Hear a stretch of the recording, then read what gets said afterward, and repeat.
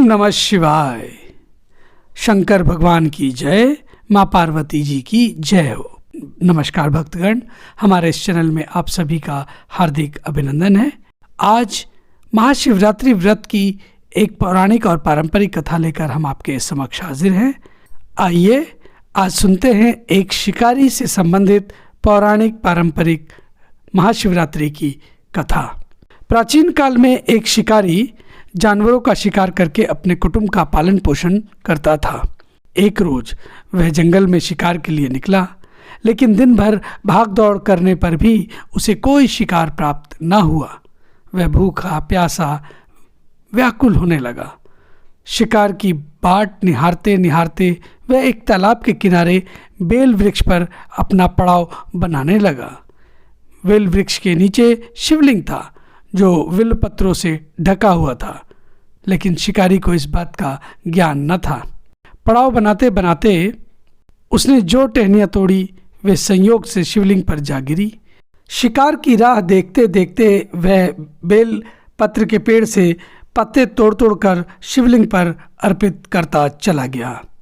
दिन भर भूखे प्यासे शिकारी का व्रत भी हो गया और शिवलिंग पर बेलपत्र भी चढ़ गया। इस तरह वह अनजाने में किए गए पुण्य का भागी बन गया। रात्रि का एक पहर व्यतीत होने पर एक गर्भिणी मृगी तालाब पर पानी पीने आई। शिकारी ने धनुष पर तीर चढ़ाकर ज्यों ही प्रत्यंचा खींची, मृगी बोली, शिकारी मुझे मत मारो, मैं गर्भिणी हूँ, शीघ्र ही प्रसव करूँगी। तुम एक साथ दो जीवों की हत्या करोगे जो ठीक नहीं है।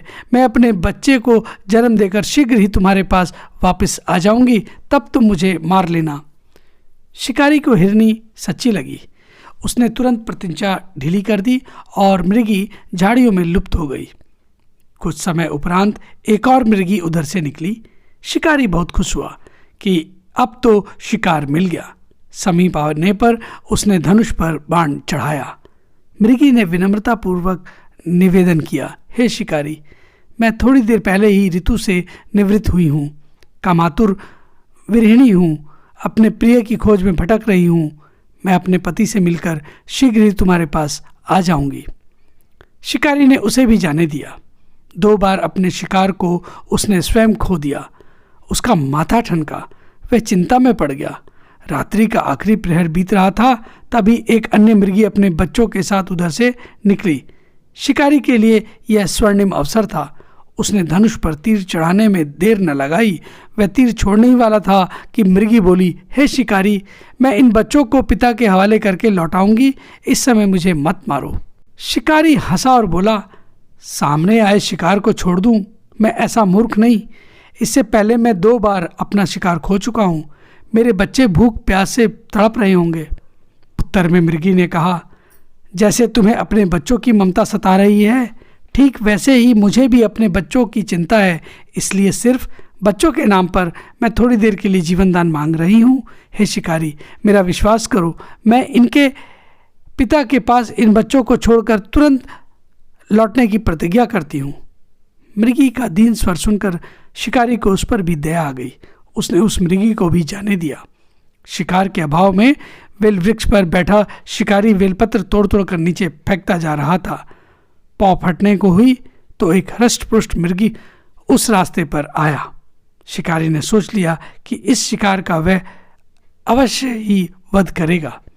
शिकारी की तनी प्रत्यंचा देखकर मृग विनीत स्वर में बोला, हे शिकारी भाई, यदि तुमने मुझसे पूर्व आने वाले 3 मृगियों और छोटे छोटे बच्चों को मार डाला है तो मुझे भी मारने में विलंब ना करो, ताकि उनके वियोग में मुझे एक क्षण भी दुख ना सहना पड़े। मैं उन मृगियों का पति हूँ। यदि तुमने उन्हें जीवन दान दिया है तो मुझे भी कुछ क्षण जीवन दान देने की कृपा करो। मैं उनसे मिलकर तुम्हारे सामने उपस्थित हो जाऊंगा। मृग की बात सुनते ही शिकारी के सामने पूरी रात का घटनाक्रम घूम गया। उसने सारी कथा मृग को सुना दी। तब मृग ने कहा, मेरी 3 पत्नियां जिस प्रकार प्रतिज्ञाबद्ध होकर गई हैं, मेरी मृत्यु से अपने धर्म का पालन नहीं कर पाएंगी। अतः जैसे तुमने उन्हें विश्वास पात्र मानकर छोड़ा है, वैसे ही मुझे भी जाने दो। मैं उन सब के साथ तुम्हारे सामने शीघ्र ही उपस्थित होता हूँ। उपवास, रात्रि जागरण और शिवलिंग पर बेलपत्र चढ़ाने से शिकारी का हिंसक हृदय निर्मल हो गया था। उसमें भगवत शक्ति का वास हो गया था। धनुष तथा बाण उसके हाथ में सहज छूट गए। भगवान शिव की अनुकंपा से उसका हिंसक हृदय कारुणिक भावों से भर गया। वह अपने अतीत के कर्मों को याद करके पश्चाताप की ज्वाला में जलने लगा। थोड़ी ही देर बाद मृग सपरिवार शिकारी के समक्ष उपस्थित हो गया ताकि वह उनका शिकार कर सके, किंतु जंगली पशुओं की ऐसी सत्यता, सात्विकता और सामूहिक प्रेम भावना देखकर शिकारी को बहुत गिलानी हुई। उसके नेत्रों से आंसुओं की झड़ी लग गई। उस मृग परिवार को ना मारकर शिकारी ने अपने कठोर हृदय को जीव हिंसा से हटा सदा के लिए कोमल और दयालु बना लिया। देवलोक से समस्त देव समाज भी इस घटना को देख रहा था। घटना की परिणति होते ही देव देवताओं ने पुष्प वर्षा की। तब शिकारी तथा मृग परिवार मोक्ष को प्राप्त हुए। एक बार प्रेम से बोलेंगे शंकर भगवान जी की जय। ओम नमः शिवाय। जय हो माँ पार्वती। तो भक्तगण, ये थी एक शिकारी की कारुणिक, मार्मिक, पौराणिक, ऐतिहासिक कथा जो महाशिवरात्रि व्रत कथा के व्रतियों को सुननी चाहिए। इस कथा के सुनने से महापुण्य का योग बनता है। आपको आज की महाशिवरात्रि व्रत कथा कैसी लगी? कृपया अपनी राय हमारे कमेंट बॉक्स में लिखकर बताएं।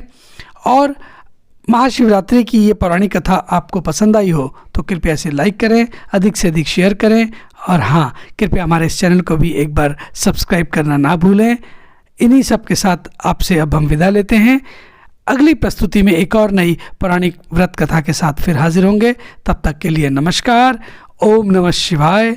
माँ पार्वती जी की जय हो।